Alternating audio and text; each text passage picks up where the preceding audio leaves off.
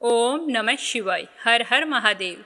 आज भाद्रपद माह के शुक्ल पक्ष की 10वीं तिथि और मंगलवार है और कल एकादशी का व्रत रखा जाएगा। भाद्रपद माह के शुक्ल पक्ष में आने वाली एकादशी को परिवर्तनी एकादशी कहा जाता है।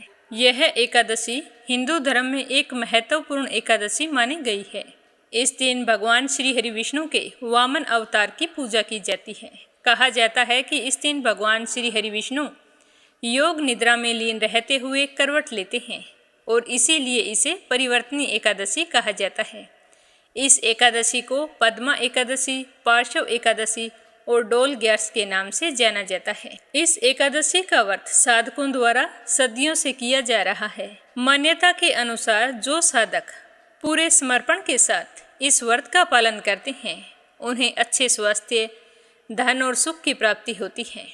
इस दिन भगवान श्री हरि विष्णु की आराधना करने तथा दीन दुखी और गरीबों की सहायता करने से पिछले जन्मों में किए हुए पापों का क्षय हो जाता है और व्यक्ति जन्म और मृत्यु के चक्कर से छूट जाता है। तो एकादशी का व्रत रखने वाले सारे विष्णु भक्त इस बात का ध्यान रखें। एकादशी व्रत का नियम 10वीं तिथि के दिन से यानी कि आज से ही लागू हो जाता है, तो इस बात को ध्यान में रखते हुए व्रत करें। अब अपने सुनते हैं आज की कथा। तो पहले अपने सुनेंगे एक छोटी सी कहानी गणेश जी भगवान की। इस कहानी में अपने सुनने वाले हैं कि गणेश जी भगवान को एक बार जगन्नाथ का रूप धारण क्यों करवाया गया था। प्रेम से बोलो गणेश गजानन की जय हो। एक छोटे से गांव में गणपति भट्ट नाम के एक ब्राह्मण रहते थे। वह वेदों और पुराणों के अच्छे ज्ञाता थे। गणपति भट्ट को लगता था कि परब्रह्मा भगवान का स्वरूप गणेश जी के जैसा ही है और उनके दर्शन मात्र से ही मुक्ति प्राप्त हो जाती है। तो वे गणेश जी भगवान के परम भगत थे। एक बार गणपति भट्ट ब्रह्म पुराण पढ़ रहे थे तो उसमें लिखा था कि नीलगिरी में भगवान जगन्नाथ परम ब्रह्मा के रूप में प्रकट हुए हैं। व्यक्ति को उनके दर्शन मात्र से ही मोक्ष की प्राप्ति हो जाती है। उनके दर्शन करने वालों को कभी भी यमराज के सामने नहीं आना पड़ता। तो गणपति भट्ट परब्रह्मा के दर्शन के लिए जगन्नाथपुरी की यात्रा पर चल पड़े। मार्ग में भीख मांगकर जो कुछ भी प्राप्त होता उससे अपने पेट की भूख शांत कर लेते। अगर किसी दिन भोजन नहीं मिलता तो पत्ते खाकर और जल पीकर ही भूख मिटा लेते। लंबी यात्रा करते करते गणपति भट्ट जगन्नाथपुरी के प्रवेश द्वार अथर नाला पहुंच गए। अथर नाला के विषय में मान्यता है कि जो भी इस स्थान को पार करके पूरी धाम पहुंचा है उसे कभी भी यमराज दंड नहीं देता। तो गणपति भट्ट वहां पर रुक गए।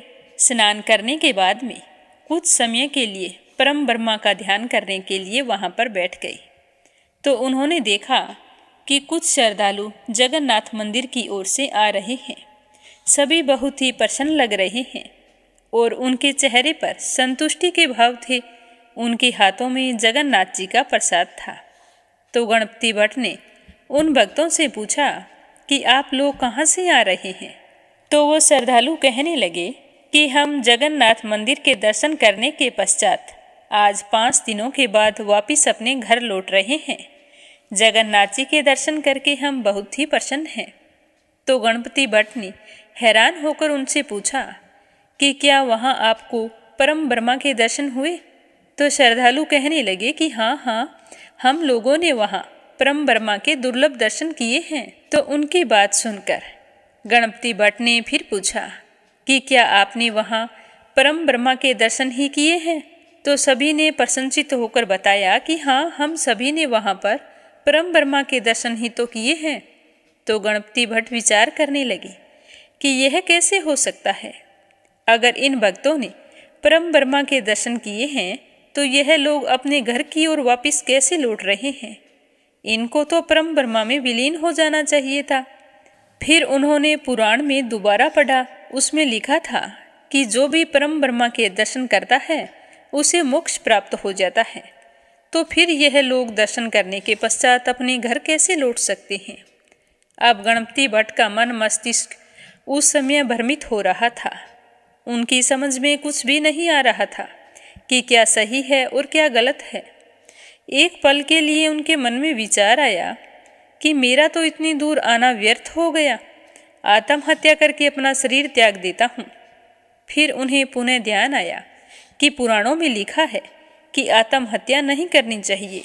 उधर पुरी में बैठे जगन्नाथ जी भगवान समझ गए कि मेरा भक्त तो भ्रमित हो गया है, तो उन्होंने एक ब्राह्मण का रूप धारण किया और गणपति भट्ट के पास जा पहुँचे और वहाँ जाकर कहने लगे कि आप इतने विचलित क्यों लग रहे हैं।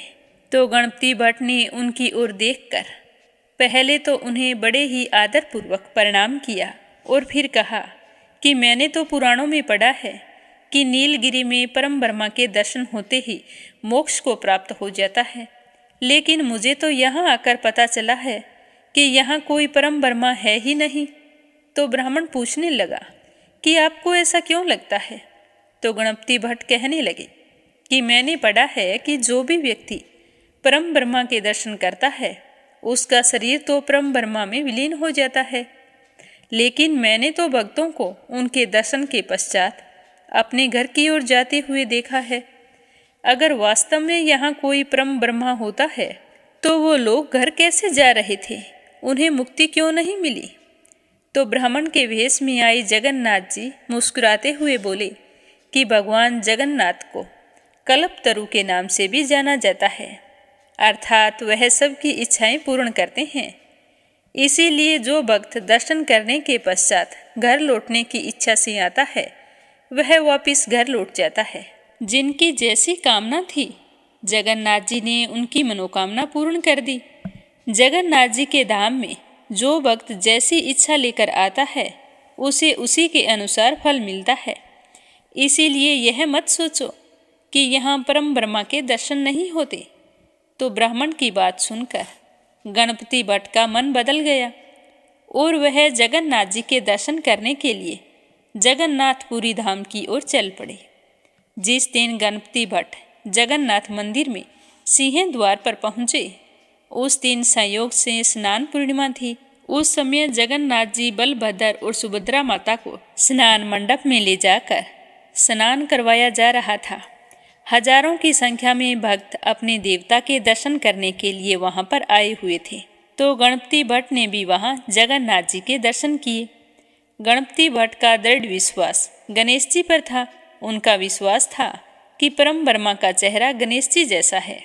जब उनको जगन्नाथ जी का चेहरा गणेश जी जैसा दिखाई नहीं दिया तो वो उनको बिना प्रणाम किए निराश होकर लौट आए। अपने भक्त को निराश होकर जगन्नाथ भगवान कैसे जाने देते। तो जगन्नाथ भगवान ने उसी रात राजा के एक सेवक को सपने में दर्शन दिए।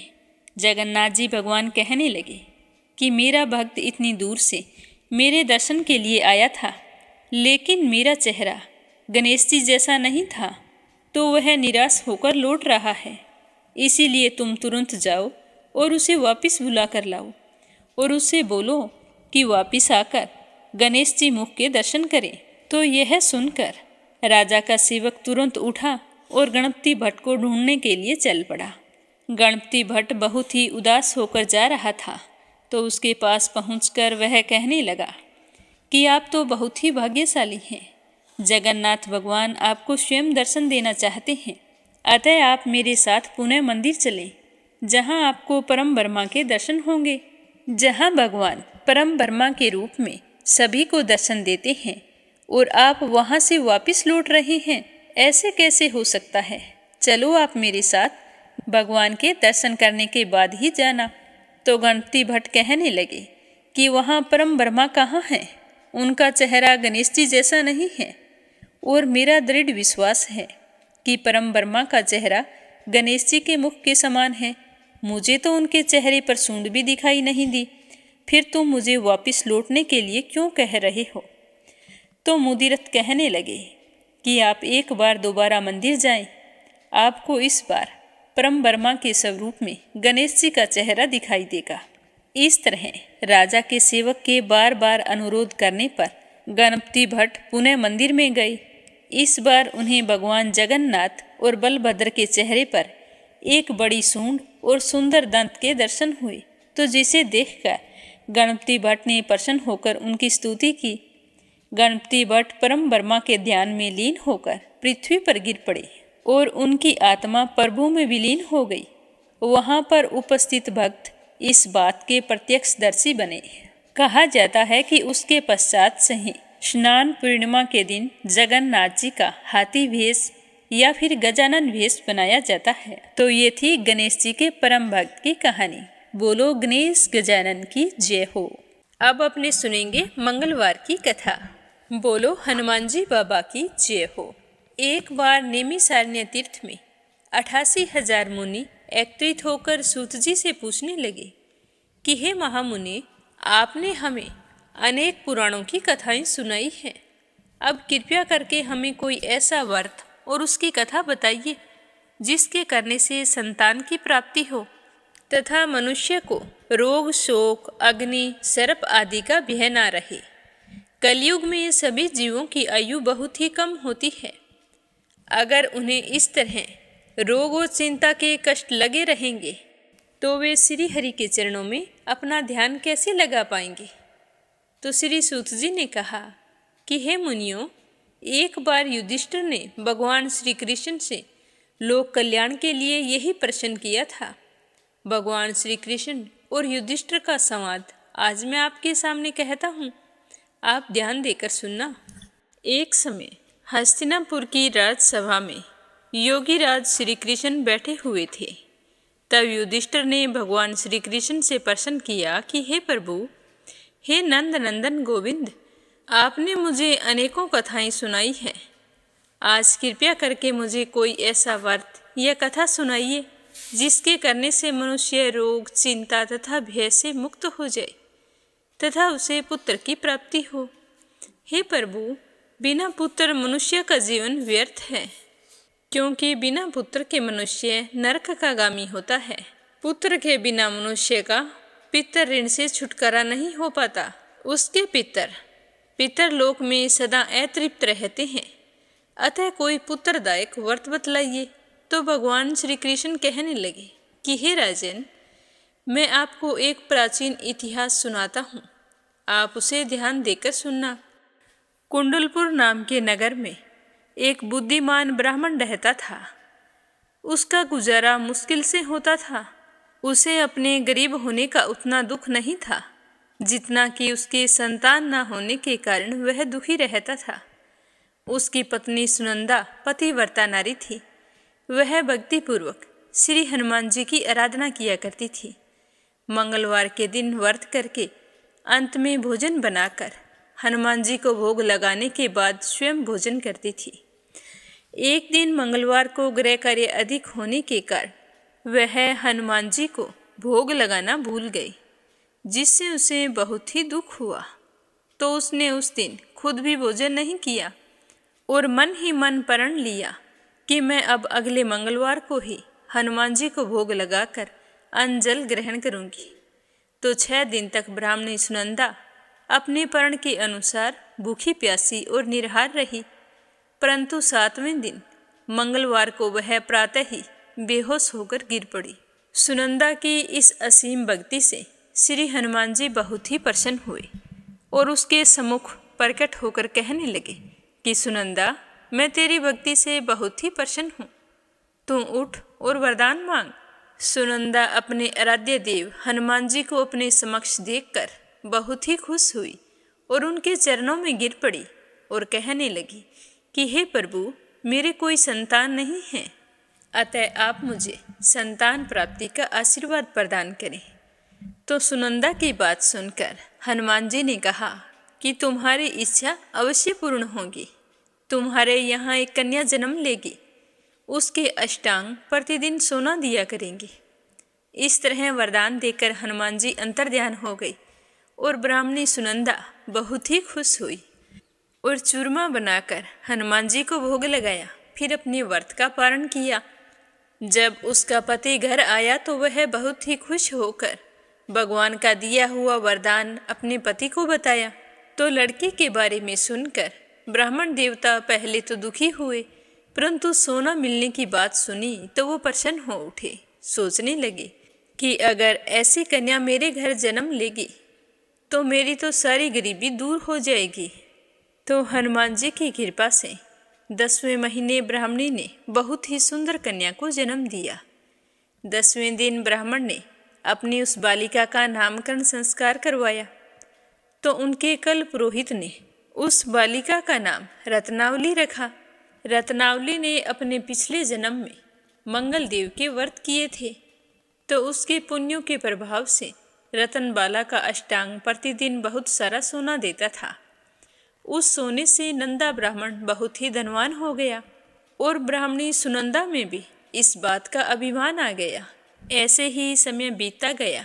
जब रत्नावली 10 बरस की हुई तो सुनंदा ने अपने पति से कहा कि स्वामी, हमारी बेटी विवाह योग्य हो गई है, अतः हमें कोई सुंदर तथा योग्य वर देखकर उसका विवाह कर देना चाहिए।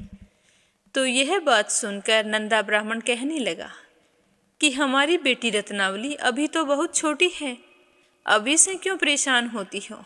तो ब्राह्मणी कहने लगी कि हे पतिदेव, रजस्वला का दान देने वाले माता पिता को घोर नरक की प्राप्ति होती है। तो अपनी पत्नी की बात सुनकर नंदा ब्राह्मण कहने लगा कि हमारी बेटी तो अभी 10 बरस की हुई है और मैंने तो 16-16 साल की कन्याओं के विवाह करवाए हैं, अभी क्या जल्दी है। तो ब्राह्मणी सुनंदा कहने लगी कि आप ये सब लोभ के कारण कह रहे हैं। आप ब्राह्मण हो और ब्राह्मण को शास्त्रों के आदेश का पालन करना चाहिए। नंदा ब्राह्मण के पास अपनी पत्नी के बात का जवाब नहीं था। वह कहने लगा कि ठीक है, मैं कल ही योग्य वर की तलाश में अपना दूत भेज दूंगा। दान भी तो सुपात्र को ही दिया जाता है। दूसरे दिन ब्राह्मण ने दूत को बुलाया और कहा कि जैसी सुंदर मेरी बेटी है वैसा ही सुंदर और योग्य वर उसके लिए तलाश कर लाओ। तो दूत स्वामी की आज्ञा पाकर वर खोजने के लिए चल पड़ा। अनेक नगरों में घूमने के बाद वह पंपाई नगर में जा पहुंचा। वहां एक सुंदर ब्राह्मण के लड़के को देखा जिसका नाम सोमेश्वर था। वह बहुत ही गुणवान था।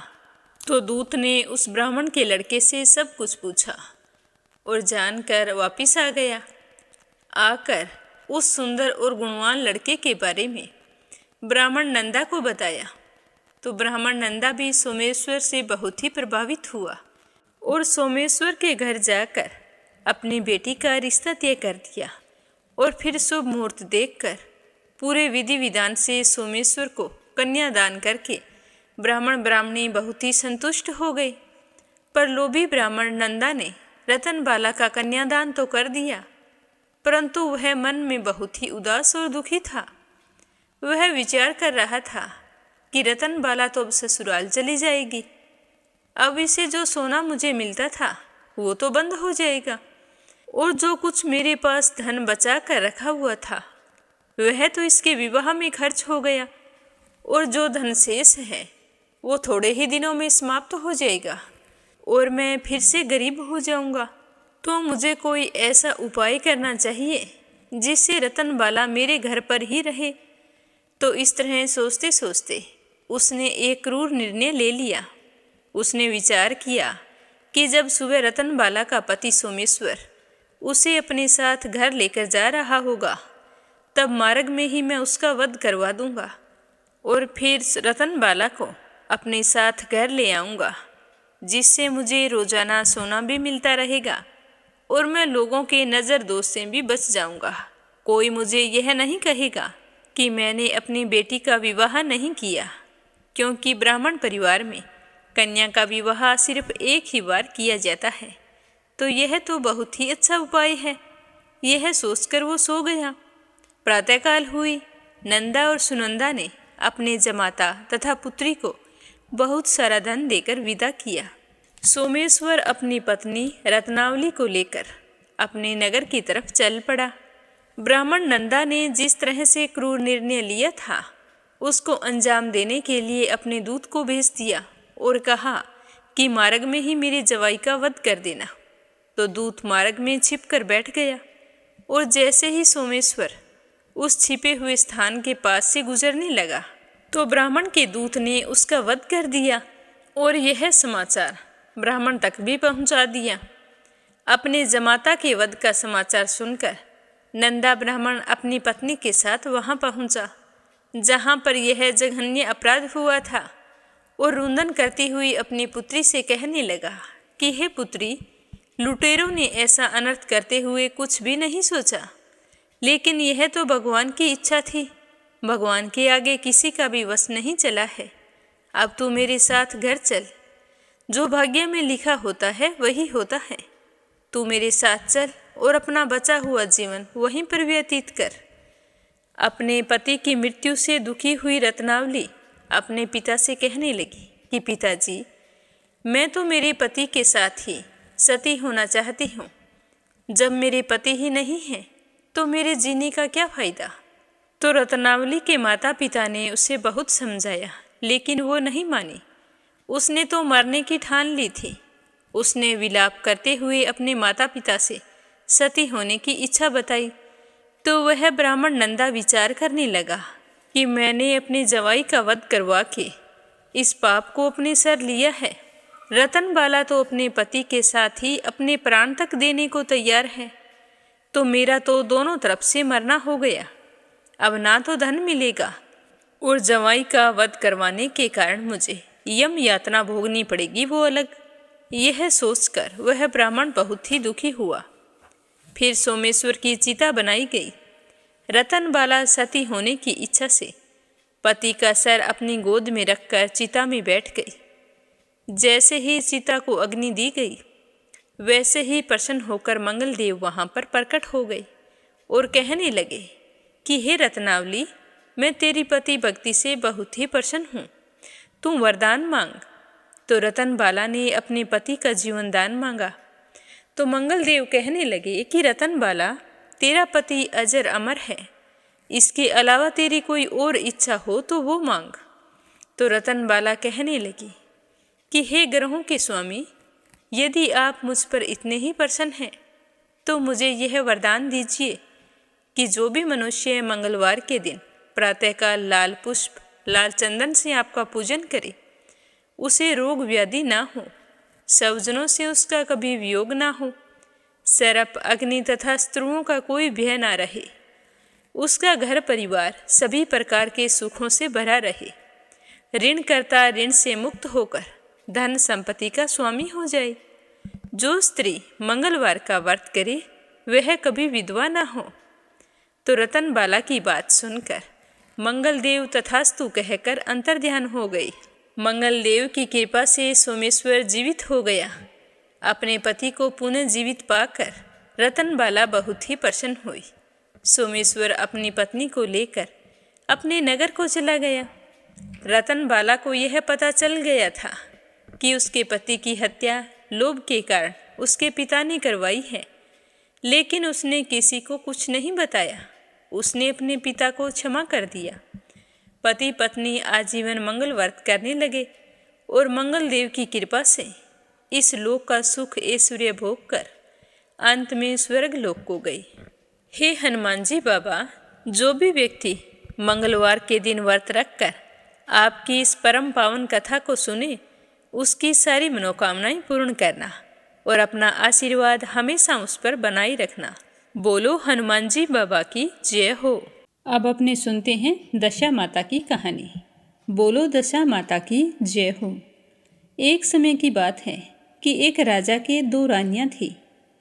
राजा एक रानी से बहुत ही अधिक प्यार करते थे और दूसरी रानी को कम ही स्नेह देते थे। तो जो रानी राजा को प्यारी थी, उस रानी को लक्ष्मी के नाम से जाना जाता था और दूसरी रानी को रानी होने पर भी कुलक्ष्मी कहा जाता था। तो वह बेचारी कुलक्ष्मी कहने के कारण मन ही मन बहुत दुखी होती थी। उसे ना तो कभी राजा का प्यार मिला और ना ही राजमहल में रहने वाले लोग उसे स्नेह करते थे। इस तरह वो किसी की चहेती नहीं थी। किंतु जो प्यारी रानी लक्ष्मी थी, उसे सारे प्यार करते थे। फिर भी वह बहुत ही घमंडी और अहंकारी थी। कुलक्ष्मी उसे फूटी आंख नहीं सुहाती थी। वह हर समय सोचती कि किसी तरह ये राजमहल से चली जाए। तो एक दिन लक्ष्मी रानी क्रोधित होकर लकड़ी का पट्टा ले, मलिन से कपड़े पहने और कोप भवन में जाकर लेट गई। जब राजा को अपनी चहेती रानी कहीं दिखाई नहीं दी, तो वो इधर उधर ढूंढने लगे फिर उन्होंने कोप भवन में जाकर देखा तो छोटी रानी मलिन से कपड़े पहनकर वहाँ पर लेटी पड़ी थी। तो राजा ने पूछा कि लक्ष्मी, क्या बात है, तुम इस तरह कोप भवन में क्यों पड़ी हो? तुम क्या चाहती हो? जो तुम कहोगी वही होगा। तो राजा की बात सुनकर रानी लक्ष्मी कहने लगी कि कुलक्ष्मी को देश निकाला दे दो। कुलक्ष्मी रानी थी, इसीलिए राजा उसे देश निकाला दे नहीं सकते थे, क्योंकि ऐसा करने से राजा की बदनामी होने का डर था। तो यह सोचते हुए राजा ने रानी लक्ष्मी से कहा कि तुम चिंता मत करो, आज के बाद कुलक्ष्मी तुम्हारी आंखों के सामने नहीं रहेगी। इसके लिए मुझे कुछ न कुछ तो करना ही पड़ेगा। तो राजा ने काफ़ी सोच विचार के बाद निर्णय लिया कि क्यों ना कुलक्ष्मी रानी को मायके छोड़ आएं। और फिर रानी कुलक्ष्मी को यह संदेशा भिजवा दिया कि जल्दी से तैयार हो जाएं, राजा ने मायके जाने के लिए कहा है। तो रानी सोचने लगी कि राजा को आज मुझ पर इतना प्रेम कैसे उमड़ रहा है। वो तो बेचारी भोली भाली कुछ जानती नहीं थी, जल्दी जल्दी तैयार हो गई। तो राजा ने कुलक्ष्मी रानी को एक रथ में सवार कराया और स्वयं घोड़े पर सवार होकर रथ के साथ साथ चलने लगे। एक बीहड़ जंगल में पहुंचकर राजा ने रथ रुकवाया और सारथी से कहा कि तुम मेरे साथ घोड़े पर बैठ जाओ। और रानी को उसी जंगल में छोड़कर राजा उस सारथी को लेकर घोड़े पर चढ़कर अपने महल की ओर चलने लगे। तो रानी कुलक्ष्मी कहने लगी कि महाराज, आप कहाँ जा रहे हैं? तो राजा ने कहा कि बड़ी जोरों की प्यास लगी है, पानी की व्यवस्था करने जा रहे हैं। यह कहकर राजा रानी को उस जंगल में छोड़कर स्वयं सारथी को लेकर घोड़े पर सवार हो अपने महल को चली आई। और उधर रानी कुलक्ष्मी सारी रात इंतजार करती रही। रात्रि बीत गई, पर उन दोनों का कोई अता पता नहीं था। रानी कुलक्ष्मी को प्यास लगी थी, वह रथ से उतरकर पानी की तलाश में चल पड़ी। रानी ने आसपास पानी की खोज की, परंतु उसे कहीं भी पानी दिखाई नहीं दिया। तो तभी रानी ने देखा कि एक सारस का जोड़ा एक तरफ जा रहा है। तो उन्हें देखकर रानी भी उनके पीछे पीछे चल पड़ी। वो सोचने लगी कि ज़रूर ये पानी की तरफ जा रहे हैं। तो उनके पीछे चलते चलते वो एक नदी के किनारे पहुंच गई। रानी ने सोच आदि से निवृत्त हुई, फिर उस नदी में स्नान किया, जल पीकर अपनी प्यास बुझाई। उसी समय थोड़ी ही दूरी पर कुछ महिलाएं स्नान कर रही थीं। स्नान करने के बाद में उन सारी महिलाओं ने दशा माता का डोरा लिया। उनके पास एक डोरा बच गया। तो उन्होंने रानी से कहा कि आप कौन हैं? हमारे पास एक डोरा बच गया है, हम चाहती हैं कि आप ये डोरा ले लें। तो रानी ने कहा कि ये किस चीज़ का डोरा है, मैं तो जानती भी नहीं। तो उन महिलाओं ने रानी कुलक्ष्मी को दशा माता के व्रत की सारी विधि, महत्व और फायदे बता दिए। तो रानी सुनकर बहुत ही खुश हुई और डोरा लेकर अपने रथ में आकर बैठ गई। दशा माता ने रानी की परीक्षा लेने के लिए एक बुढ़िया का वेश धारण किया और उसके रथ के पास आ गई। वह रानी से कहने लगी कि बेटी, तुम इस जंगल में बैठी क्या कर रही हो? तो उस बुढ़िया की आवाज़ सुनकर रानी ने कहा कि पहले तुम बताओ, तुम कौन हो? तो बुढ़िया ने कहा कि मैं तो तुम्हारी मौसी हूँ। तब रानी उसके गले लगकर रोने लगी और फिर रोते रोते अपनी सारी विपदा भरी कहानी उस बूढ़ी माई को सुना दी। और फिर कहा कि मौसी, अब मेरा सहारा केवल तुम ही हो। तुम चाहो तो मेरी रक्षा कर सकती हो, अगर ना चाहो तो तुम भी मुझे इस जंगल में अकेला छोड़कर जा सकती हो। तो दशा माता की कृपा से वहाँ थोड़ी ही दूरी पर माया का नगर बस गया। रानी के भाई भाभी आदि सारा मायका वहाँ पर प्रकट हो गया। तो यह देखकर रानी बहुत ही खुश हुई और अपनी भाभियों के साथ 9 दिन तक दशा माता की कथा कहानी सुनी और बड़े ही श्रद्धा भाव से पूजा पाठ की। 10वें दिन डोरे की पूजा होनी थी। उस दिन सवेरे उठकर दशा माता ने रानी से कहा कि बेटा, नदी में स्नान कराओ, वहाँ पर तुम्हें सोने का कलश मिलेगा। तुम उस कलश को उठा लेना और फिर वहाँ पर एक डोली तुम्हें लेनी आएगी। पर भूल कर भी यह मत पूछना कि ये डोली किसकी है, कहाँ से आई है और कहाँ जा रही है। तो रानी ने कहा कि ठीक है मौसी, जैसा तुम कहोगी मैं वैसा ही करूँगी।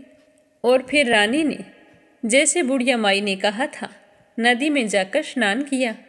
जैसे ही स्नान करके बाहर निकली तो उसे 2 सोने के कलश नदी के किनारे दिखाई दिए और उनके पास रेशमी वस्त्र रखे थे। उन वस्त्रों को रानी ने पहन लिया। जैसे ही वो वहाँ से चलने लगी तो उसे डोली आती हुई दिखाई दी और डोली वाले का हार उसके पास आकर रुक गई। तो रानी कुलक्ष्मी तो उस डोली में बैठ गई और अपने घर पहुँच गई। घर पहुंचकर उसने माया के परिवार की सब महिलाओं सहित दशा माता के डोरे की पूजा की, सुहागिनों को भोजन करवाया। इसके बाद उसने अपने व्रत का पारण किया। अब रानी कुलक्ष्मी तो अपने पीहर में आनंद पूर्वक सबके साथ मिलकर रहने लगी। इधर कुछ समय बाद राजा को दशा माता की कृपा से रानी कुलक्ष्मी का ध्यान आया। तो राजा विचार करने लगे कि जिस दिन मैं रानी कुलक्ष्मी को जंगल में छोड़कर आया था उसका कोई समाचार नहीं मिला। मुझे चलकर देखना चाहिए कि रानी कुलक्ष्मी के क्या हाल है। तो मंत्रियों ने राजा को समझाया कि राजन, अब रानी से मिलना आपके लिए ठीक नहीं होगा। आप उनसे क्या कहेंगे कि पानी लाने का बहाना बनाकर तुम झूठ बोलकर रानी को अकेले जंगल में छोड़कर आए थे। अब ये भी पता नहीं कि रानी कुलक्ष्मी उस जंगल में है या नहीं, उनके साथ क्या हुआ होगा। तो मंत्रियों के मुंह से ये सुनकर राजा तो बेचैन हो उठे और रानी कुलक्ष्मी का पता लगाने के लिए चल पड़ी। घोड़े पर सवार होकर उसी जगह पर पहुंच गए जहां रानी को छोड़कर आए थे। तो राजा को यह देखकर बड़ा ही आश्चर्य हुआ कि उस समय वहां पर संघन वन था, परंतु अब तो यहाँ पर रमणीक बस्ती बसी हुई है। तो राजा ने वहाँ पर कुछ लोगों से पूछा कि भाई ये नगरी कौन सी है। तो लोगों ने उन्हें बताया कि यह कुलक्ष्मी का नगर है। तो यह सुनकर राजा के आश्चर्य का ठिकाना नहीं रहा। वो बार बार सोच रहे थे कि क्या यह नगरी मेरी पटरानी कुलक्ष्मी द्वारा बसाई गई है।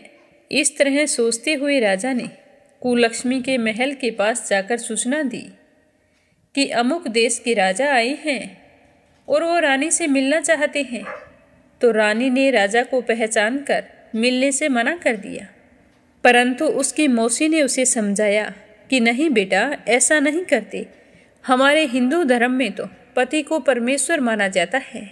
तुम्हारे लिए यही उचित है कि तुम यथाशक्ति उनका आदर सत्कार करो। तो मौसी के समझाने पर रानी कुलक्ष्मी मान गई और राजा को महल में बुलाया। दोपहर को राजा को भोजन पर बुलाया गया। राजा के साथ एक नाई भी आया था। रानी राजा और नाई को भोजन कराने लगी। पहली बार रानी ने नाई की पत्तल पर भोजन परोसा तो नाई ने रानी के पैर पर एक दही का छिंटा लगा दिया, जिसका रानी को पता नहीं चला। रानी दूसरी बार पोशाक बदल कर आई। राजा मन में सोचने लगे कि यहाँ पर तो बहुत सारी रानियाँ हैं, सबकी शक्ल एक जैसी है, मैं अपनी रानी को कैसे पहचानूंगा। फिर राजा और नाई के सोने की व्यवस्था की गई। तो वहाँ आकर राजा ने नाई से कहा कि यहाँ पर तो कई रानियाँ हैं, मैं अपनी रानी को कैसे पहचानूं। तो नाई तो बड़ा चतुर था। वो कहने लगा कि रानी तो एक ही है, पर जितनी बार हमारे सामने आई पोशाक बदलकर आ रही थी। तो राजा ने नाई से कहा कि तुम्हें कैसे पता चला कि रानी एक है। तो नाई कहने लगा कि मैंने उनके पैर पर रायते का छिंटा मारा था, वो 3 बार कपड़े बदलकर हमारे सामने आई तो रानी के तीनों बार पैर पर दही का छिंटा लगा था। तो नाई की चतुराई पर राजा बहुत ही प्रसन्न हुए और फिर दूसरे दिन मौसी के समझाने पर रानी कुलक्ष्मी ने राजा को अपने महल में बुलाया और मेज पर बैठाकर खाने के लिए पान का बीड़ा दिया। पान खाकर राजा पलंग पर लेट गई। रानी उनके पैर दबाने लगी। तो यह देखकर राजा को मन ही मन बहुत ही पश्चाताप हुआ और रानी से अपने किए के लिए क्षमा मांगी और कहने लगे कि रानी, मैं चाहता हूँ कि तुम मेरे साथ राजधानी चलो। तो रानी कहने लगी कि आप मुझे किस मुंह से चलने को कह रहे हैं? आप तो मुझे जंगल में अकेला छोड़कर चले गए थे। आप तो दूसरी रानी के कहने पर मेरा परित्याग कर चुके थे। यह तो मेरे पास मौसी का दिया हुआ सब कुछ है। अगर मौसी मुझे नहीं मिलती तो ना जाने मेरा क्या हाल होता। मौसी ने ही मुझे यह सब धन वैभव दिया है, वरना आप तो मेरा सर्वनाश कर चुके थे। तो राजा मन ही मन सोच रहे थे कि मैंने रानी के साथ कितना बुरा किया था। फिर भी वो माफ़ी मांगते हुए रानी को समझाने लगे कि जो हुआ सो हुआ, अब तुम मेरे साथ चलो, अब तुम मेरी चहेती रानी बनकर रहोगी। तो रानी कहने लगी कि मैं केवल एक ही शर्त पर तुम्हारे साथ चल सकती हूँ।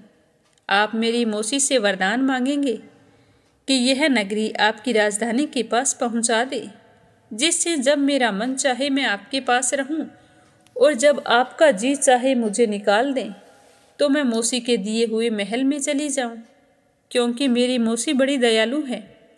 मुझे विश्वास है कि वो हमारी बात जरूर मान जाएगी। तो राजा ने कहा कि मुझे और शर्मिंदा मत करो। अब ऐसा समय कभी नहीं आएगा जब मैं तुम्हें महल से निकाल दूं। तो यह सुनकर रानी कुलक्ष्मी बहुत ही प्रसन्न हुई और मन ही मन दशा माता का धन्यवाद करने लगी। और फिर मौसी से जाकर कहा कि मौसी, मैं राजा के साथ जाना चाहती हूँ। तो यह सुनकर मौसी अपने असली स्वरूप में आ गई और कहने लगी कि बेटी, मैं दशा माता हूँ और मेरे पूजा पाठ और व्रत के कारण ही तुम्हारा खोया हुआ मान सम्मान आज तुम्हें वापस मिल गया है। तो मौसी की सच्चाई जानकर रानी कुलक्ष्मी उनके चरणों में गिर गई और कहने लगी कि माँ, आप इतने दिनों तक मेरे साथ रही और मैंने आपको पहचाना भी नहीं। अब आप भी मेरे साथ राजमहल में चलो। तो दशा माता कहने लगी कि नहीं बेटा, मैं कहीं के यहाँ नहीं रुकती। तुम हर साल मेरा व्रत और पूजा करना, जिससे तुम्हारी बुरी दशा हमेशा के लिए दूर हो जाएगी। अब तुम खुशी से राजा के साथ जाओ और अपने सुखों का भोग करो। फिर राजा रानी कुलक्ष्मी को लेकर अपने महल लौट आए और वहां आकर लक्ष्मी को देश निकाला दे दिया। जब रानी कुलक्ष्मी से दशा माता के व्रत का फल जाना तो पूरे शहर में ढिंडोरा पिटवाया कि सारी प्रजा दशा माता की पूजा करें और व्रत रखें। अब रानी कुलक्ष्मी दशा माता का व्रत और पूजा पाठ करने लगी। हे दशा माता के स्वरूप भगवती माता, जिस प्रकार आपने कुलक्ष्मी पर दया की, वैसी दया सब पर करना। जो भी आपका व्रत रखे, पूजा करे और इस कहानी को सुने, उसकी सारी मनोकामना पूर्ण करना, बुरी दशा को दूर करना, अच्छी दशा का प्रवेश करना। बोलो दशा माता की जय हो। अब अपने सुनते हैं राधा रानी की कहानी। ये कहानी राधा रानी और नारद मुनि की है। एक बार नारद जी ने पृथ्वी लोक पर राधा नाम की महिमा सुनी और सुना कि वह श्री कृष्ण की सबसे बड़ी भक्त है। तो नारद जी सोचने लगे कि श्री हरि का सबसे बड़ा भगत तो मैं हूँ और श्री हरि के अवतार ही कान्हा जी हैं, तो कान्हा जी का भगत भी मैं हूँ। मुझसे बड़ा भक्त कौन हो सकता है? यह सोचकर नारद मुनि श्री कृष्ण के पास चल पड़े कि जाकर पूछता हूँ कि मुझसे बड़ा भक्त कोई कैसे हो सकता है। तो अपने मन की शंका का निवारण करने के लिए नारद जी श्री कृष्ण के पास गए। तो श्री कृष्ण भगवान तो अंतर्यामी थे, वो तो समझ गए कि नारद जी के मन में क्या चल रहा है। तो श्री कृष्ण ने सोचा कि नारद जी को राधा रानी के प्रेम और भक्ति का अनुभव करवाना ही पड़ेगा। अगर मैंने यूं ही कह दिया कि राधा रानी मेरी सबसे बड़ी भक्त हैं, तो नारद जी नाराज हो जाएंगे। तो मुझे राधा रानी के प्रेम और भक्ति का अनुभव करवाना ही पड़ेगा। जब नारद मुनि श्री कृष्ण भगवान के पास आए तो श्री कृष्ण अपना सिर पकड़कर बैठ गए। नारद जी ने श्री कृष्ण से पूछा कि प्रभु, आपको क्या हो गया? आप इस तरह से सिर पकड़कर क्यों बैठे हैं? तो श्री कृष्ण कहने लगे कि नारद जी, मेरे सर में बहुत ही जोरों का दर्द हो रहा है। तो नारद जी डर गए और कहने लगे कि प्रभु, आपके इस दर्द का निवारण कैसे होगा? मुझे बताओ, मैं अभी इंतजाम किए देता हूँ। तो श्री कृष्ण भगवान कहने लगे कि अगर कोई मेरा सच्चा भक्त हो जो अपने चरणों को धोकर उसका चरणामृत मुझे पिलाए, तो ही ये मेरा सर दर्द ठीक हो सकता है। तो नारद जी सोचने लगे कि मैं श्री हरि का सबसे बड़ा भक्त हूँ, लेकिन श्री कृष्ण को अपने चरणों का चरणामृत पिलाने से मुझे तो नरक तुल्य पाप लगेगा। तो ऐसा पाप मैं नहीं कर सकता। तो अब मुझे क्या करना चाहिए? किसी और से पूछता हूँ, शायद कोई उपाय मिल जाए। तो नारद जी रुक्मणी जी से और बाकी रानियों से भी कहा, लेकिन सारी की सारी कहने लगी कि हम श्री कृष्ण को प्यार तो बहुत करती हैं, लेकिन इस पाप को अपने सर नहीं ले सकती। तभी नारद जी को राधा रानी की याद आई कि कहते हैं कि वो श्री कृष्ण की सबसे बड़ी और सच्ची भक्त है, तो उसके पास चलते हैं। तो नारद जी चलकर राधा रानी के पास गए और सारी बात सुनाई। तो राधा रानी ने जल्दी से उसी समय एक बर्तन में जल लेकर अपने चरणों को धोकर वह जल नारद जी को दे दिया और कहा कि जल्दी जाओ, इसे श्री कृष्ण को दे दो। तो नारद जी राधा रानी से कहने लगे कि देवी, तुम्हें पता है ऐसा करने से तुम्हें नरक तुल्य पाप लगेगा। यह सब कुछ जानते हुए भी तुम इतना बड़ा पाप अपने सर ले रही हो। तो राधा रानी कहने लगी कि नारद जी, मैं जानती हूँ कि इस बात के लिए मुझे नरक तुल्य पाप लगेगा, पर मैं श्री कृष्ण के दर्द के निवारण के लिए कोई भी पाप अपने सर लेने को तैयार हूँ। तो नारद जी उस जल को लेकर श्री कृष्ण के पास आए। तो श्री कृष्ण भगवान मंद मंद मुस्कुरा रहे थे। तो नारद जी समझ गए कि राधा रानी श्री कृष्ण से निश्चल प्रेम करती है और वही सबसे बड़ी भक्त है। श्री कृष्ण ने यह लीला मुझे आभास कराने के लिए ही रची थी। तो वो श्री कृष्ण भगवान से कहने लगे कि प्रभु, मुझे क्षमा कर दो, मुझ में अहंकार आ गया था। मैं समझ रहा था कि मुझसे बड़ा कोई भक्त नहीं हो सकता, पर मैं तो स्वार्थी निकला। आपके सर में इतने जोरों का दर्द हो रहा था, फिर भी मैं पाप पुण्य का लेखा जोखा करता रहा। और राधा रानी ने इस बात को एक पल के लिए भी नहीं सोचा। जब उन्हें तुम्हारे सर दर्द के बारे में पता चला, तो वह एक ही बात सोच रही थी कि किसी तरह आपके सर का दर्द समाप्त हो जाए। सच में श्री कृष्ण भगवान, राधा रानी से बड़ा भक्त आपका कोई नहीं हो सकता। तो यह सुनकर भगवान श्री कृष्ण मंद मंद मुस्कुरा रहे थे और मन ही मन सोच रहे थे कि मेरे बिना कुछ कहे नारद जी को सब कुछ समझ में आ गया। बोलो राधा रानी की जय हो। अब अपने सुनते हैं स्कंद पुराण का आगे का अध्याय। बोलो स्कंद पुराण की जय हो। बोलो शिव परिवार की जय हो। जैमिनी जी कहते हैं कि उन दोनों के मन में खेद और वैराग्य का उदय हुआ। वे कुसंगति छोड़कर मन ही मन भगवान विष्णु का ध्यान करते हुए तथा शुद्ध आहार और व्रत का पालन करते हुए कुछ समय में भगवान पुरुषोत्तम के नीलांचल निवास पर पहुंच गए। वहां तीर्थराज के जल में विधि पूर्वक स्नान करके वे मंदिर के दरवाजे पर खड़े हो गए और उन्हें साष्टांग प्रणाम करके भगवान का निरीक्षण करने लगे। परंतु उस समय उन्हें भगवती विग्रह का दर्शन नहीं हुआ, तो वे चिंता से व्याकुल हो गए। चिंता से व्याकुल होकर जब उन्होंने भगवान का दर्शन जब तक ना हो जाए तब तक के लिए अन्न और जल दोनों का त्याग कर दिया और भगवान के पाप नाशक नामों का कीर्तन करने लगे। तीसरी रात्रि में उन्हें एक ज्योति का दर्शन हुआ। उसके बाद वे पुनः 3 दिनों तक धैर्यपूर्वक उपवास करते रहे। इस प्रकार जब 7वीं रात्रि आई तब उन्हें भगवत स्वरूप का दर्शन हुआ और उनके भीतर दिव्य ज्ञान प्रकट हुआ और वे पाप से छूटकर साक्षात भगवान जगन्नाथ का दर्शन करने लगे। भगवान के हाथों में शंख, चक्र और गदा विराजमान थे। वे दिव्य वस्त्र आभूषणों से विभूषित थे। उन्होंने अपने चरण कमलों को रत्नमयी पादुका के ऊपर रख रखा था।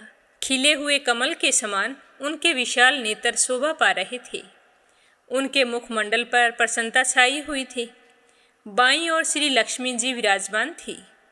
आगे खड़े होकर भगवत स्वरूप का ध्यान करने वाले प्रहलाद आदि वैष्णवों को, जो कि भगवान का चित्त अपनी ओर आकृष्ट कर रहे थे, भगवान श्री हरि मानो अपने श्री विग्रह में धारण कर रहे थे। वक्ष स्थल पर शोभा पाने वाले कौस्तुभ मणि में प्रतिबिंबित हुए। देवता आदि के द्वारा मानो भगवान अपने विषय में मूर्ति का प्रकाश कर रहे थे। इस प्रकार भगवान की झांकी करके वे ब्राह्मण और क्षत्रिय क्षण भर में सब विद्याओं के पारंगत विद्वान बन गए। उन्होंने 3 बार देवेश्वर विष्णु जी की परिक्रमा करके दोनों हाथ जोड़कर उन्हें साष्टांग प्रणाम किया और अत्यंत प्रसन्न होकर उनकी स्तुति करने लगे। कहने लगे कि हे गदाधर, आपको नमस्कार है। आप सृष्टि रचने, पालन करने और संहार करने के कारण हैं। हे परमात्मन, हे नारायण, आप सबको शरण देने वाले हैं। आपको नमस्कार है। एकमात्र आप ही परमार्थ हैं। उत्पत्ति और नाश आदि विकार आपसे सर्वथा दूर हैं। ध्यान रूपी नेत्रों से देखने वाले महात्मा आपको नित्यानंद स्वरूप मानते हैं। आप चैतन्य मात्र संपूर्ण जगत के स्वामी, सबके अधिष्ठान तथा पर से भी परे हैं। आपका स्वरूप अत्यंत निर्मल है। मूढ़ हृदय वाले मनुष्य आपको कैसे जान सकते हैं। हे नाथ, मैं अत्यंत दीन होकर आपकी शरण में आया हूँ। मुझ पर दया कीजिए। मैं अज्ञानी, पापचारी तथा संसार समुद्र में डूबा हुआ हूँ। मेरा उद्धार कीजिए। ब्रह्मांड में आपके समान दूसरा कौन बंधु है जो अपने स्वार्थ की अपेक्षा ना रखकर दीनों और अनाथों पर दया करता हो, जो मूढ़, योग और क्षेम की इच्छा रखकर अनायास ही मोक्ष प्रदान करने वाले आपकी उपासना करते हैं। वे आपकी माया से मोहित हैं। हे जगन्नाथ, अचानक लिया हुआ आपका नारायण नाम धर्म, अर्थ, काम और मोक्ष चारों पुरुषार्थों की सिद्धि अकेले ही कर देता है। हे नाथ, हे नारायण, संसार सागर में डूबे हुए लोगों के लिए एकमात्र आप ही शरण हैं। आप अनन्य भक्ति से चिंतन करने पर ज्ञान रूपी नौका पर आरूढ़ होकर करुणा की पतवार हाथ में लेकर अचेतन प्राणी को संसार समुद्र के दूसरे पार पहुंचाने में अकेले ही समर्थ हैं। अतः हे भगवान, मुझे अपने चरण कमलों के प्रति दृढ़ भक्ति प्रदान कीजिए, जिससे मैं इस अत्यंत दुष्कर भयंकर संसार समुद्र के पार हो जाऊं। धर्म, अर्थ और काम इस त्रिवरक का सेवन केवल मंद बुद्धि पुरुष ही करते हैं। ये तीनों बहुत ही क्षुद्र हैं और अहितकर एवं अल्प सुख प्रदान करने वाले हैं। अतः इनसे मेरा कोई प्रयोजन नहीं है। अब मुझे तो आप अपने युगल चरणार विंदों के चिंतन से बढ़े हुए घनीभूत आनंद के समुद्र में अवगाहन करने की आज्ञा दीजिए। इस प्रकार स्तुति करके ब्राह्मण पुंडरीक रूंधे हुए गले से त्राही कृष्ण की पुकार लगाते हुए भगवान जगन्नाथ के चरणों में गिर पड़े। उसके बाद क्षत्रिय कुमार अम्बरीश ने हाथ उठाकर इस प्रकार स्तवन करना शुरू किया कि हे देव, हे सर्व आत्मन, मुझ पर प्रसन्न होइए। आपके मस्तक और भुजाएं असंख्य हैं। नासिका, नेत्र और हाथ पैरों की भी कोई संख्या नहीं है। आपको नमस्कार है। विश्व मूर्ते, आप 36 तत्वों से परे हैं। परपंच से रहित होते हुए भी इसके विस्तार में सहायक हैं। जरायुज, अंडज, स्वेदज और उद्विज, इन 4 प्रकार के प्राणियों से भरे हुए जगत के आप ही आश्रय हैं। आपको नमस्कार है। जिनके चरणों से प्रकट हुई गंगा तीनों लोकों को पवित्र करती है, जिनका नाम ब्रह्म हत्या आदि पापों की निश्चित शुद्धि करने वाला है तथा कीर्तन करने पर भी सबको कल्याण प्रदान करता है, उन कल्याण स्वरूप आप परमात्मा को नमस्कार है। हे देव, केवल आपके नाम कीर्तन से ही सब प्रकार की सिद्धियां प्राप्त हो जाती है। बुद्धिशाली विद्वान पुरुष कौतूहल पूर्वक आपकी खोज करते हैं। हे नाथ, आपके चरण कमलों के जल का आश्रय लेने पर वह संताप को हर लेता है। मैं तीनों तापों से पीड़ित हूँ। अपने इन युगल चरणों में मेरी भक्ति दृढ़ कीजिए। मेरा दूसरा कोई स्वामी नहीं है तथा मेरे मांगने योग्य कोई दूसरी वस्तु भी नहीं है। हे जगन्नाथ, मैं आपके चरणों में सहस्त्रों बार प्रणाम करके यही याचना करता हूँ कि जब तक मैं प्राण धारण करके रहूँ, तब तक आपके इन युगल चरण कमलों का मुझे आश्रय रहे और आपके प्रति मेरी भक्ति बढ़ती ही रहे। आपके ये चरण ही समस्त पुरुषार्थों के बीज हैं। इन चरणों की भक्ति करके पितामह ने यह सृष्टि की है। रुद्रदेव सबका संहार करते हैं तथा लक्ष्मी जी सबको धन प्रदान करती है। दीनों पर दया करने वाले प्रभु, मैं अनन्यचित होकर आपके ही चरणों की भक्ति मांगता हूँ। अनादि अविद्या के इस दुस्तर एवं सदृढ़ पंख में डूबकर मैं कोई आश्रय न मिलने के कारण नष्ट हो रहा हूँ। हे जगन्नाथ, इससे मेरा उद्धार करने के लिए आपकी महिमामयी भक्ति के सिवा दूसरा कोई आश्रय नहीं है। आपकी भक्ति को छोड़कर कोई भी साधन प्राणियों का उद्धार करने में समर्थ नहीं है। हे स्वामिन, आपके अलावा दूसरा कोई मुझे शरण देने वाला दिखाई नहीं देता। अतः हे प्रभु, मुझ शरणागत पर कृपा कीजिए। इस प्रकार स्तुति करते हुए अम्बरीश भगवान जगन्नाथ के चरण कमलों के समीप गए और कहने लगे कि हे प्रभु, प्रसन्न होइए, प्रसन्न होइए। ऐसा बार बार कहकर दंड की भांति वहीं पर गिर पड़े। उसके बाद पुंडरीक और अम्बरीश ने जब पुनः नेत्र खोले, तब उन्होंने चरम चक्षु से दिव्य सिंहासन पर विराजमान नील मेघ के समान श्याम सुंदर भगवान पुरुषोत्तम को देखा। उनके नेत्र खिले हुए कमल के समान विशाल थे, अधर लाल और नासिका मनोहर थी। उनके कानों में दिव्य कुंडल झिलमिला रहे थे। भगवान ने अपने चारों हाथों में शंख, चक्र, गदा और पद्म धारण कर रखे थे और वे वनमाला से सुशोभित हो रहे थे। उनका वक्ष स्थल ऊंचा दिखाई दे रहा था, कंठ में परम सुंदर हार शोभा पा रहा था और मस्तक पर बहुमूल्य मुकुट प्रकाशमान था। वक्ष में श्रीवत्स का चिन्ह और कौस्तुभ मणि शोभा दे रहे थे। भुजाओं में उन्होंने दिव्य अंगद धारण कर रखे थे। उनकी विशाल भुजाएं घुटनों तक लंबी थी। वे दीनों और दुखियों की रक्षा के लिए सदैव उद्यत प्रतीत होते थे। उनकी कटी में दिव्य पीतांबर शोभा पा रहा था। उनके ऊपर सोने की करधनी बंधी हुई थी, जिसकी बिचली गांठ में मणि पिरोई गई थी। भगवान श्री हरि विष्णु दिव्य हार और दिव्य चंदन से विभूषित थे। वे सोने के कमल के आसन पर विराजमान थे। उनके सब अंगों में अनुपम शोभा का निवास था। वे शरणागतों का संताप हरने के लिए महान सुधा सागर के समान प्रतीत होते थे। भली भांति खिले हुए कल्प वृक्ष के समान वे संपूर्ण मनोवांछित फल देने वाले थे। उनके दक्षिण भाग में हल में शस्त्र धारण करने वाले भगवान बलभद्र जी बैठे थे, जिन्होंने अपने महान बल से समस्त ब्रह्मांड का भार धारण किया था। वे बलभद्र जी नागराज शेष के रूप में शोभा पाते थे और उनके माथे पर 7 सांप उन्हें सुशोभित कर रहे थे।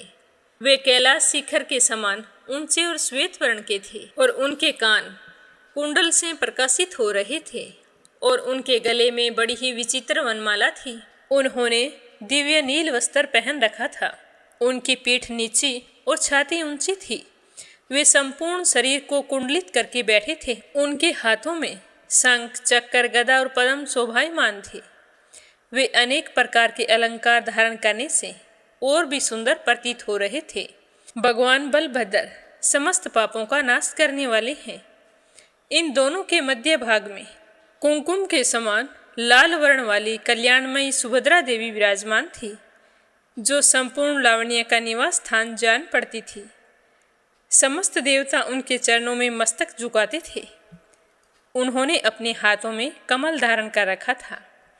वे दिव्य आभूषणों से विभूषित थे। सुभद्रा भी शरणागतों के लिए कल्प वृक्ष हैं, समस्त पापों का नाश करने वाली हैं तथा संसार समुद्र में डूबे हुए मनुष्यों को पार उतारने वाली और देवताओं को भी तारने वाली हैं। भगवान पुरुषोत्तम के वाम भाग में उत्तम चक्कर प्रकाशित होता था। श्रेष्ठ काष्ठ से निर्मित तथा सोने के संयोग से परम उज्ज्वल 4 स्वरूपों में स्थित भगवान पुरुषोत्तम का प्रातःकाल दर्शन करके उन ब्राह्मण और क्षत्रिय कुमारों ने अपने परिश्रम को सार्थक माना और इस स्वपन लीला का स्मरण करके वे बड़े ही विस्मय को प्राप्त हुए और सोचने लगे कि यह काष्ठ की प्रतिमा नहीं, यह तो साक्षात पितामह ब्रह्मा प्रकाशमान है। उस समय उन्होंने यज्ञ सभा में आए हुए ब्राह्मणों की बात पर पूर्ण विश्वास किया और आपस में कहने लगे कि कहाँ हम दोनों महापात की यम यातना भोगने के अधिकारी और कहाँ देवताओं से सेवित भगवान विष्णु का दर्शन अरे हम दोनों तो महामूर्ख थे, इस समय 18 विद्याओं में प्रवीण हो गए। इसीलिए यह भ्रम नहीं, वास्तविक ज्ञान है। यथार्थवादी ब्राह्मणों ने जो कहा था कि तीर्थराज के समुद्र तट पर साक्षात ब्रह्मा जी विराजमान हैं और वट वृक्ष की जड़ में ये सदा प्रकाशमान होते हैं और उनके दर्शन से सारे प्राणी मुक्त हो जाते हैं, उन सब बातों का आज प्रत्यक्ष अनुभव हुआ है। ये वही भगवान जगन्नाथ हैं जो 4 स्वरूपों में स्थित हुए हैं। पृथ्वी पर जब ये अवतार लेते हैं तब 4 रूपों में प्रकाशित होते हैं। अब हम दोनों जब तक प्राण धारण करेंगे इन्हीं के समीप रहेंगे। क्षुद्र कामनाओं से मुँह मोड़कर अन्यत्र कहीं जाने का नाम नहीं लेंगे। ऐसा निश्चय करके वे दोनों भगवान विष्णु के भजन में तत्पर हो गए। सदा नारायण का नाम जपते हुए उन्होंने मोक्ष को प्राप्त किया। यह पाप नाशक चरित्र अत्यंत गोपनीय है। इस तीर्थ के प्रसंग से मैंने इसका वर्णन किया है। जो भी मनुष्य पुंडरीक और अम्बरीश के इस चरित्र को सुनते हैं और कहते हैं, वे परम आनंद के साथ भगवान विष्णु के परम धाम को प्राप्त होते हैं। बोलो विष्णु भगवान की जय हो। तो आज की कथा को यहीं पर विराम देते हैं। कल के अध्याय में अपने सुनेंगे उत्कल देश के भव्य रूप का परिचय। राजा इंद्रधुमन का एक तीर्थ यात्री से पुरुषोत्तम क्षेत्र की महिमा सुनकर पुरोहित जी को वहां पर भेजना और उनका नीलांचल के समीप सब्र से वार्ता करना। तो नित्य नियम से सुनते रहिए। भगवान के आशीर्वाद से आपकी सारी मनोकामनाएं पूर्ण हों। बोलो स्कंद पुराण की जय हो। बोलो शिव परिवार की जय हो। अब अपने सुनते हैं लप्सी और तपसी की कहानी। बोलो लप्सी तपसी की जय हो। बहुत पुराने समय की बात है। एक गांव में एक ब्राह्मण परिवार रहा करता था। उसमें पति पत्नी के अलावा उनके 2 बच्चे थे। एक बेटा था, एक बेटी थी। ब्राह्मण दंपति बहुत ही सरल स्वभाव के थे। समय मिलने पर प्रभु का स्मरण किया करते थे। उनकी बेटी बहुत ही संस्कारी और सुशील थी, लेकिन उनका बेटा आवारा किस्म का था। वह कोई काम धाम नहीं करता और ना ही कभी अपने माँ बाप का कहना मानता था। समय के साथ दोनों बहन भाई बड़े हो गए। बहन की शादी कर दी गई, पर भाई का वही हाल था। उसके माँ बाप ने उसे समझाया कि बेटा, अब हम वृद्ध हो चले हैं, तुम कोई काम किया करो। लेकिन उस पर उनकी बातों का कोई असर नहीं होता था। तो एक दिन ब्राह्मणी अपने पति से कहने लगी कि स्वामी, आप बिल्कुल काम छोड़ दीजिए। जब घर में कुछ भी नहीं होगा तो यह अपनी जिम्मेदारी समझेगा और काम पर लग जाएगा। तो ब्राह्मण ने दूसरे दिन से काम पर जाना छोड़ दिया। तो यह देखकर उनके बेटे ने कोई काम नहीं किया और चोरी करने चला गया। आते जाते राहगीरों को लूट लेता और उसी से अपने घर का गुजारा किया करता था। तो उसकी लूटने और चोरी करने की आदत से सारे गांव वाले उसे लप्सी कहने लगे। तो लप्सी की इस हरकत से उसके माँ बाप बहुत ही दुखी रहते थे, पर वह किसी की सुनने के लिए तैयार नहीं था। इसी तरह समय बीतता गया। एक दिन की बात है कि लप्सी एक पीपल के पेड़ पर बैठा था। तभी शिव पार्वती जा रहे थे। पार्वती माता गहनों से लदी हुई थी। तो लप्सी उन्हें देखकर सोचने लगा कि सूरत के कितने गहने हैं, आज ये सारे के सारे लूट लूँगा तो मुझे कई महीनों तक चोरी नहीं करनी पड़ेगी। तो वह लूटने के इरादे से पीपल की ओट में होकर बैठ गया। जैसे ही शिव पार्वती वहाँ से जाने लगे तो लप्सी एकदम से शिव पार्वती के सामने आकर कहने लगा कि जल्दी से जितने सारे गहने पहन रखे हैं उतार दो। तो पार्वती माता कहने लगी कि तुम चोरी क्यों करती हो, तुम्हें पता है चोरी करना पाप है। तो लप्सी कहने लगा कि क्या करूं, घर पर मेरे माँ बाप हैं, मेरी एक भांजी है, उनके लिए दोनों समय भोजन की व्यवस्था कहाँ से करूं, मुझे कोई काम तो आता नहीं है। तो लप्सी की बात सुनकर पार्वती माता कहने लगी कि तुम जो चोरी करके पाप करते हो, इस पाप का भागी कौन बनेगा। तो लप्सी कहने लगा कि मेरे घर वाले सारे बनेंगे। तो पार्वती माता कहने लगी कि कोई नहीं बनेगा, पाप के भागी केवल तुम बनोगे। तो लप्सी कहने लगा कि मैं लूट खोस कर उन्हीं के लिए लेकर जाता हूँ, तो पाप के बागी तो उन्हें बनना ही पड़ेगा। तो लप्सी की बात सुनकर पार्वती माता ने हंसकर कहा कि हम यहीं पर बैठे हैं और तुम अपने घर जाओ। अपने घर वालों से पूछो कि कोई तुम्हारे पाप का भागी बनेगा क्या। तो यह सुनकर लप्सी भागा भागा अपने घर आया और अपनी माँ के पास गया और कहने लगा कि माँ, मैं चोरी करके लाता हूँ, राह चलते राहगीरों को लूटता हूँ, तुम्हारे लिए ही तो करता हूँ। तो तुम मुझे एक बात बताओ, चोरी करने से जो पाप लगता है तो आप मेरे पाप के भागी बनोगे?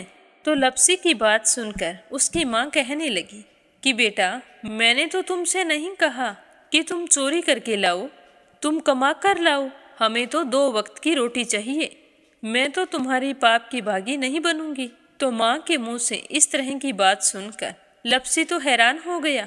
फिर वह अपने पिताजी के पास गया और जाकर कहने लगा कि पिताजी, मैं जो कुछ भी लूट खोस के लाता हूँ वो आपके लिए ही तो लाता हूँ। देखो मैंने लूट कर कितना धन इकट्ठा कर लिया है, कितने ऐशो आराम हैं तुम्हारे। अगर मैं चोरी नहीं करता तो क्या ये सब हमें मिलता?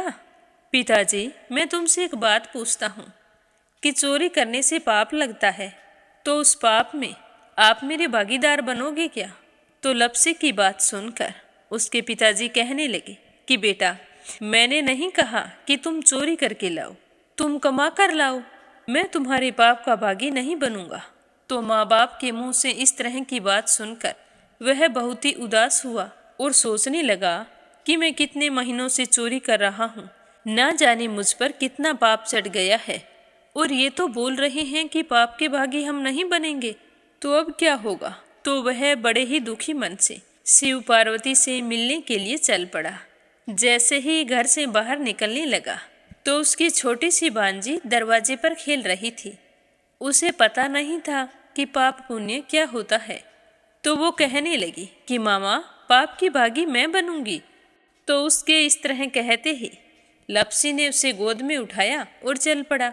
शिवजी भगवान और पार्वती माता के पास जाकर कहने लगा कि घर वालों ने पाप का भागी बनने से मना कर दिया है और एक यही है जो पाप की भागी बनने को तैयार है। फिर लप्सी बड़े ही दीन स्वर में कहने लगा कि हे भगवान, मैं समझ गया हूँ कि चोरी करना पाप है। आज तक जो मैंने काम किया वो बहुत ही गलत था, लेकिन अब मैं इसका प्रायश्चित करना चाहता हूँ। अब तुम ही बताओ, मुझे मेरे पापों से मुक्ति कैसे मिलेगी? तो उसकी बात सुनकर शिव पार्वती बहुत ही खुश हुए और लप्सी को कच्चे सूत का एक छोटा सा गोला देते हुए कहा कि लप्सी, ये सूत लो और इस पीपल के चारों ओर परिक्रमा लगाओ। जब यह सूत समाप्त हो जाएगा तब तुम्हारे सारे पाप नष्ट हो जाएंगे। तो यह सुनकर लप्सी बहुत ही खुश हुआ। सोचने लगा कि छोटा सा गोला है, अभी लपेट कर घर चला जाऊंगा, उसके बाद में कभी कोई पाप नहीं करूंगा। फिर उसने अपनी बांजी को कंधे पर बैठाया और पीपल की परिक्रमा लगानी शुरू कर दी। अब भगवान का वह सूत खत्म कहाँ होने वाला था। लप्सी चक्कर लगाता गया पर वह सूत खत्म नहीं हुआ। चक्कर लगाते लगाते 1 महीने, 6 महीने, साल, पूरे 12 साल बीत गए पर वह सूत खत्म नहीं हुआ। 12 साल बाद एक बार फिर शिव पार्वती जी वहाँ से गुजर रहे थे तो पार्वती माता ने कहा कि स्वामी, चलो लप्सी को चलकर देखते हैं।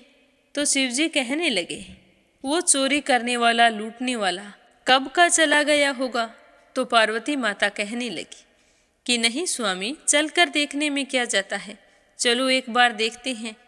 तो शिव पार्वती जी जैसे ही पीपल वृक्ष के पास आए तो देखा कि लप्सी तो अब भी चक्कर लगा रहा है। वहाँ चारों ओर गहरी खाई हो गई है और लप्सी की बड़ी बड़ी दाढ़ी, मूंछें, नाखून बढ़ गए हैं। तो यह देखकर पार्वती माता ने कहा कि देखो स्वामी, आप तो कह रहे थे कि वो कब का ही चला गया, देखो इसके मन में सच्ची भक्ति है। तो पार्वती की बात सुनकर शिवजी ने कहा कि चलो अभी देख लेता हूँ। तो यह कहकर शिवजी ने एक सोने का कड़ा लप्सी के आगे फेंक दिया।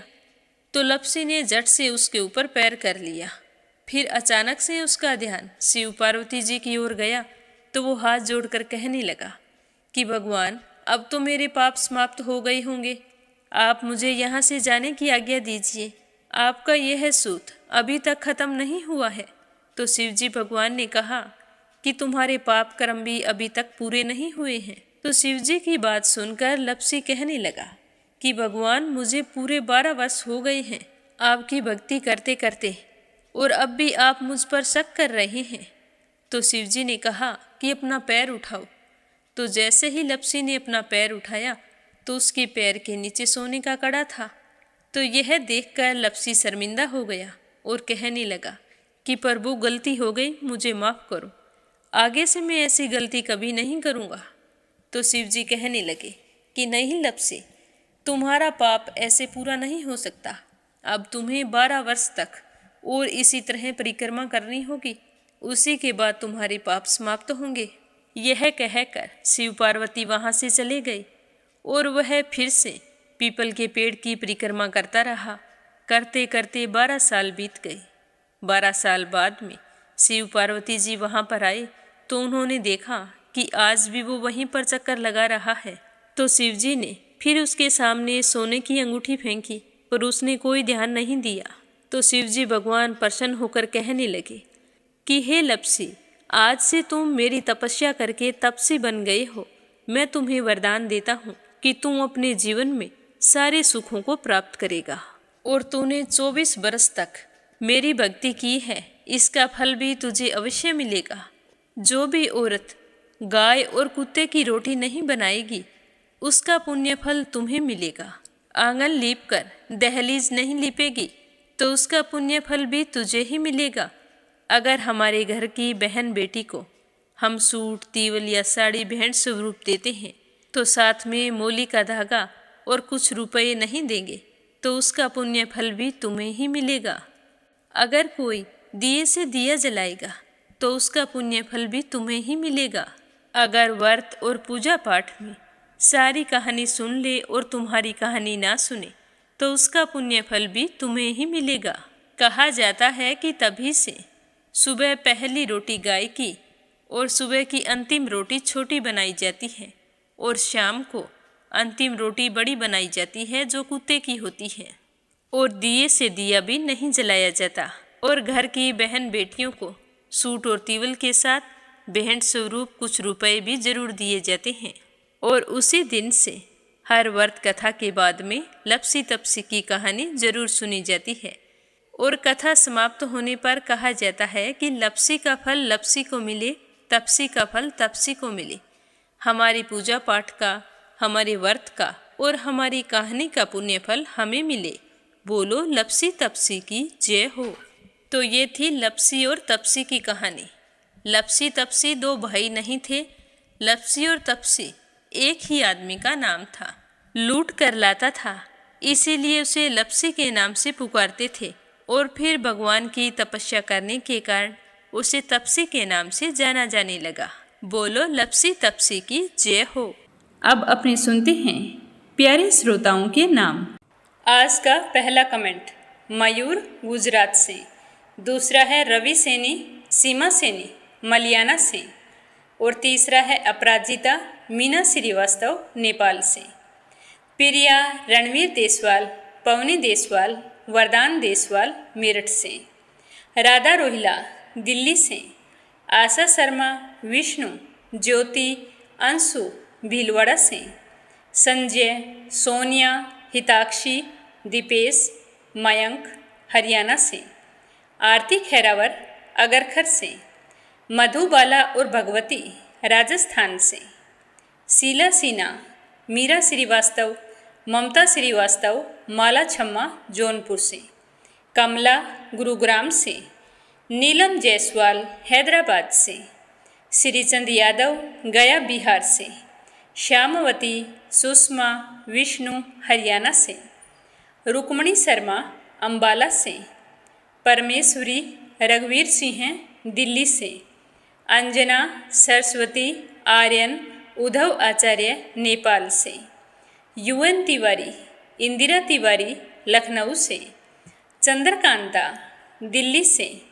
इंदिरा तिवारी, शांति प्रसाद तिवारी, शुभांकित, दीपांकित, सुरभि, जया तिवारी, वैभवी, ऐश्वर्या तिवारी उत्तराखंड से, सरला रानी करणपुर से, श्रीमती शर्मा अलीगढ़ से, सुनीता रानी मेरठ से, जगदीश, कृष्णा, सोनू, संतोष, लकी, चित्रा, मंजीत, ज्योति, हनी, कोमल निर्मल मुंबई मीरा रोड से, संजू सैनी, सुनीता सैनी सेखाड़ा से, रेखा धर्मेंद्र शर्मा जयपुर से, सुनीता पवार बिजोरी से, निर्मला सिसोदिया दिल्ली से, मीरा अग्रवाल बंगाल से, किरण पानीपत से, पवित्रा पांडे, गौरव पांडे, गंतव्य पांडे नेपाल से, गीता गोस्वामी, सुनीता गोस्वामी मेरठ से, शोभा कुंवर पुरोहित अहमदाबाद से, क्षमा परतुल वडोदरा से, दिव्यांशु मीनू वालिया दिल्ली से, रामवती देवी जगवीर सिंह, रवि कुमार, राहुल कुमार, रुद्र कुमार, ज्योति, वंदना, भावना, आराध्या, अनाया, अविका, तोलू मोलू मेरठ से, सुदेश नागपाल करनाल से, सीमा जोशी, रवि कुमार जोशी दिल्ली से, मंजू मेहता बारां से, प्रमोद यादव साहू हिमाचल प्रदेश से, सरोज अग्रवाल जबलपुर से, सीमा गोयल, सतपाल गोयल पानीपत से, सुमन चांदोरा जोधपुर से, बीना देविका कनिका वाशने अलीगढ़ से, संगीता अग्रवाल, कमला देवी अग्रवाल दुलिया महाराष्ट्र से, मंजू चौधरी भीलवाड़ा से, शंभू प्रसाद भट्ट स्नेहिल, पूर्णिमा देवी भट्ट उत्तराखंड से, रेखा साहू उत्तर प्रदेश से, कमला देवी भीलवाड़ा से, सुनीता गोयल उत्तराखंड से, चंदर सिंह भील, वीना कालड़ा आगरा से, गीता सैनी करनाल से, शांता भेन वाघेला गुजरात के मंडल से, योगेश्वरी भटनागर राजस्थान से, रजनी बड़ोला उत्तराखंड से, शकुंतला पंगल भिवानी से, शीला बहन जोधपुर से, कमलेश भल्ला जम्मू से, अनीता अमृतसर से, संजीव कंसल, कविता कंसल, आरुष कंसल, रानी कंसल, हितेश कंसल मुजफ्फरनगर से, निकिता सेजवानी अहमदाबाद से, संतोष देवी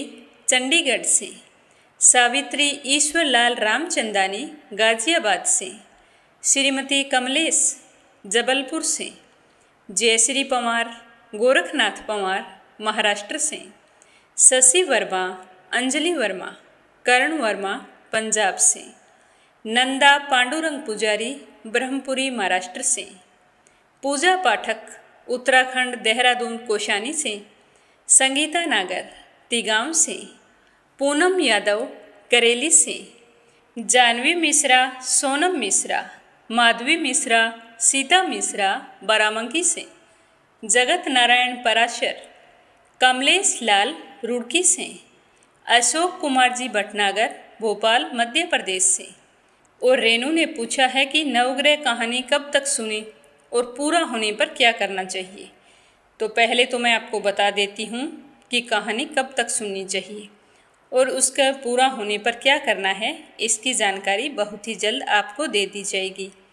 नवग्रह की कहानी सुनने के लिए पहले दिन संकल्प किया जाता है कि आप 7 दिन सुनना चाहते हैं या सवा महीने सवा साल। आप जितने दिन सुन सकते हैं अपनी सुविधा अनुसार संकल्प लें और उसके बाद नवग्रह की कहानी सुननी चाहिए। आप सभी श्रोताओं का बहुत बहुत धन्यवाद।